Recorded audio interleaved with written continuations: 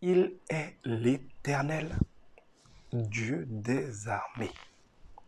Éternel parce qu'il a toujours été. Pendant longtemps, je croyais comme beaucoup que éternel veut dire que ça ne finira jamais. C'est vrai. Mais ça veut dire aussi que ça a commencé depuis toujours.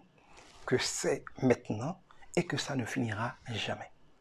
Tout ce que Dieu est, a été, est et sera. C'est pour ça qu'on ne doit pas prier pour que les choses se passent. Les choses sont.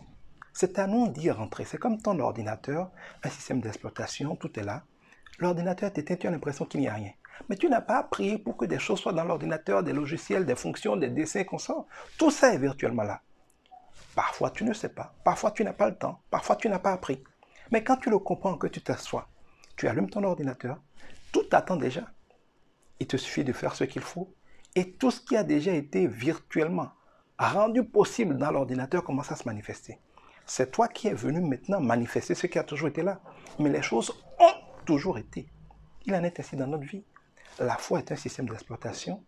Beaucoup de principes et de lois spirituelles sont des logiciels qui ont le pouvoir de produire à l'infini tout ce dont nous avons besoin. Il y a beaucoup de gens où n'ont pas d'ordinateur, donc ils n'ont pas de foi, ou un ordinateur qui est débranché, ils ne sont pas en rapport avec l'Esprit de Dieu, ou ils sont ignorants, ils ne savent pas utiliser la puissance de Dieu qui est en eux, et ils disent, il faut que Dieu me fasse ces choses. Mais Dieu ne peut pas te faire les choses, il t'a donné la capacité de les faire. Même si tu veux une voiture, je te la donne, il faut que tu prennes le temps d'apprendre à conduire une voiture. Sinon, il y a plein de gens qui ont des voitures qui ne peuvent pas se déplacer en voiture si personne ne peut les conduire. À quoi ça sert? C'est pareil. La foi, c'est d'apprendre aussi à marcher avec Dieu pour manifester les choses que Dieu a promises. Tout est déjà accompli. Et l'Éternel Dieu des armées, c'est le Dieu des armées, c'est le Dieu de la puissance, c'est le Dieu des combats. Il a toujours été le Dieu des combats. C'est la partie la plus redoutable, la plus terrible de Dieu, qui peut être en action contre tes ennemis et pour toi, mais qui peut se retrouver en action contre toi si tu te retrouves contre Dieu. On l'a vu avec Josué. Dieu ne vient jamais prendre ton camp. Dieu ne vient pas combattre pour toi. Dieu combat. C'est à toi d'être dans son camp pour qu'on dise que tu es dans le camp de Dieu et donc que Dieu est dans ton camp.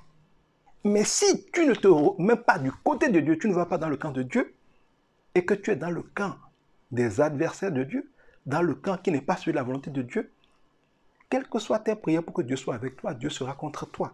Pas parce qu'il veut être contre toi, mais parce que tu n'es pas dans son camp, tu es dans le camp contre lequel il est. La seule manière d'être avec Dieu et que Dieu soit avec nous, c'est de prendre le parti de Dieu. Mais comment veux-tu prendre le parti de Dieu si tu ne connais pas la parole de Dieu? Si tu ne connais pas ton Dieu? Comment peux-tu obéir à ce que tu ne sais pas? Comment peux-tu le savoir si on ne te l'annonce pas?